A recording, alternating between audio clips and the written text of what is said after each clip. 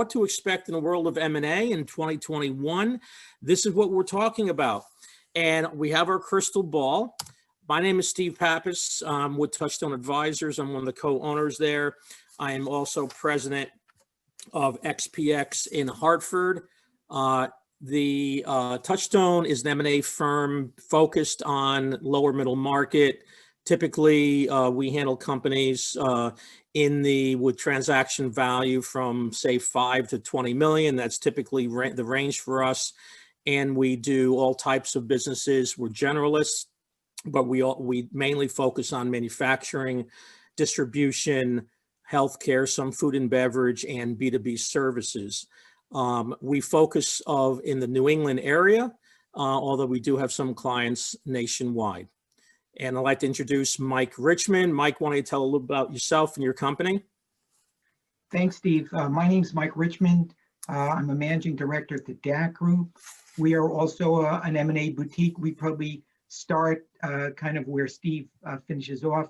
The low end, we will deal with transactions 10 to 20 million, up to several hundred million, but our sweet spot tends to be probably about 25 million to 150 million. We cater exclusively to the middle market. We've been around for 30 plus, 35 plus years.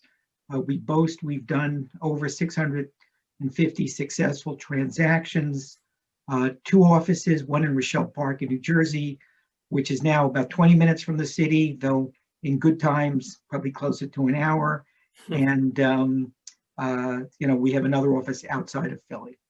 Thanks, Mike. So Mike and I are going to be talking about 2 different things. Mike will go first. He's going to be talking about the COVID impact of M&A as it relates to the outlook for 2021. And then I will touch base on the Biden administration and what that might look like for the outlook for 2021. So Steve, thank you. And I guess we've had some negative news or about taxes. We think that COVID is going to have a significant impact on M&A. We all know that during the summer, everything was very quiet. Probably things, for the most part, came to a standstill. But we actually believe that COVID has resulted in a major paradigm shift in business owners' thought process. And we think that bodes well for most people on this call. We think that M&A will be very strong, certainly in 21 and perhaps 22 as well, unless, and then I don't want to steal Steve's thunder, unless there's a big tax increase. But short of that, it's really a psychological shift that's taken place in the owner's mindset. And we think there are about 6 or 7 items that are driving that. Some are, they're somewhat correlated. The first is the risk of business failure. Many business owners were faced with, particularly early on in the pandemic, risk that they never anticipated. Some came very close to losing their businesses. Even if they're thriving today, they understood or have a better understanding of the risk. They perhaps dodged the bullet this time around, but they're thinking perhaps we should take some money off the table. And we have one client, quite frankly, in his early 50s. He told me he was literally 2 weeks away from losing everything he worked for 10 years. And he said, you know what? I got to protect my family. I want to sell. And in fact, we just signed him up last week. For the wealth managers, this is something that's going to probably be near and dear to their heart. Business owners typically have the vast majority of their wealth in one asset, their business. Very often it's 90+%. And again, they're beginning to understand that this is risk for them to hold in an illiquid asset, and they are motivated to take some shifts off the table. Again, there are more opportunities now than there have been in the past. In the past, you sold your business and it was gone, and now it's different. Then we have the Humpty Dumpty types. We all know those business owners who we've been speaking to for years, who've been on the fence. who say they want to sell and push it off and push it off, and their business is their life, they too are coming to a realization that they're not going to live forever. I hate to be morbid about it, but I think that they begin to think of their own mortality. And this relates to the next item, which is the work-family balance. Working at home, spending more time with the family.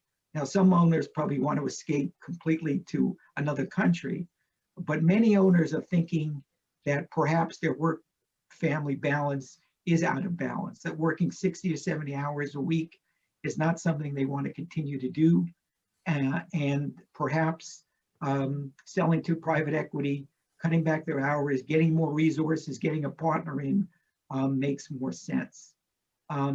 Their operations are becoming more complex in many cases. The supply chain, employee concerns, operating during COVID is much more challenging. And it quite frankly is perhaps beyond the scope of certain business owners who are looking for additional aid, bringing in other resources by selling partially or completely out. And finally, there's some good news here too, in that many OEMs have decided that they can't rely on a just-in-time, long supply chain like they have in the past.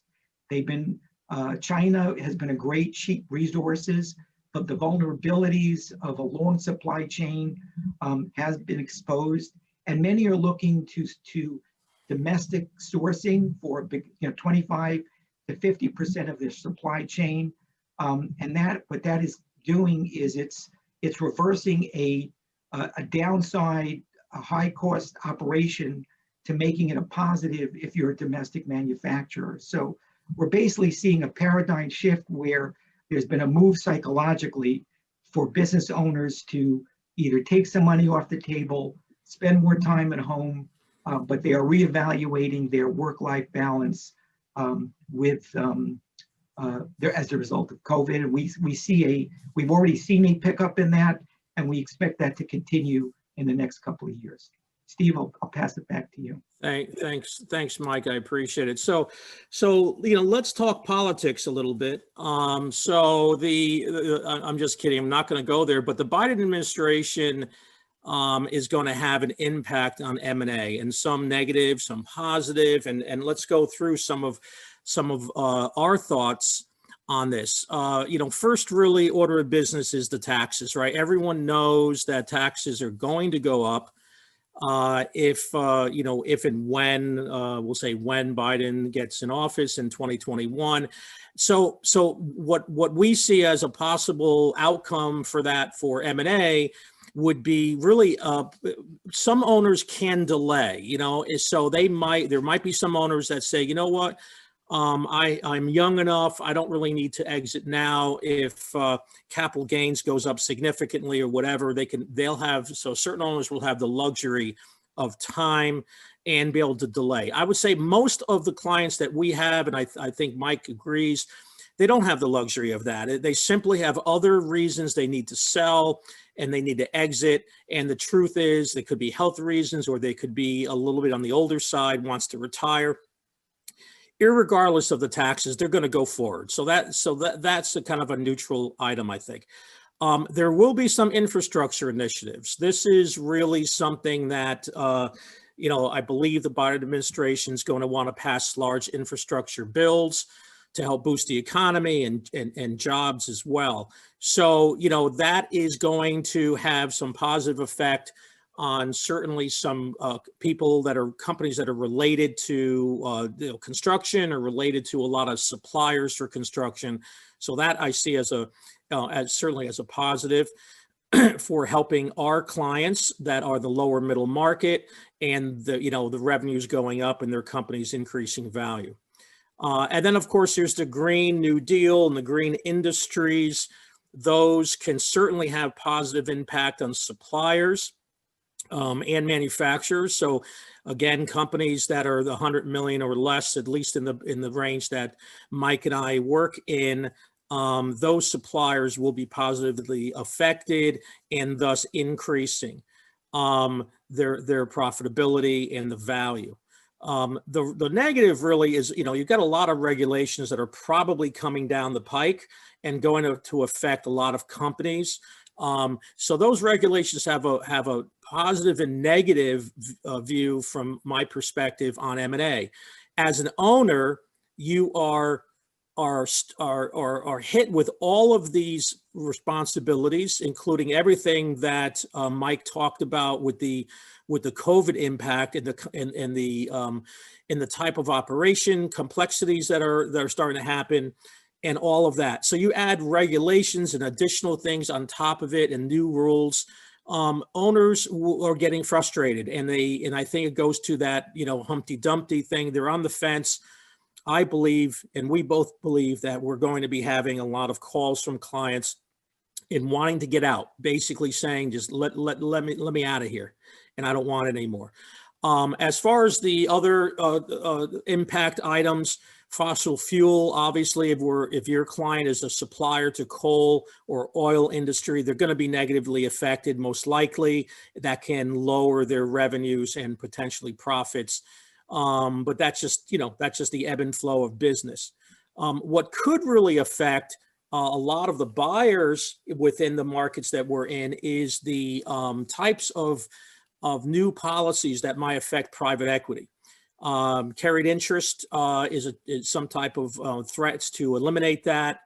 I don't know if that's going to happen, but private equity gets a lot of their profitability from that type of treatment. And that may affect their ability to hold certain purchases. They may be required to hold them longer than they normally do. But again, I think private equity has 1.7 million of dry powder.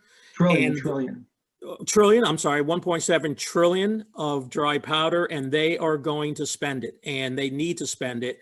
And that's good news for certainly all the people in the M&A world.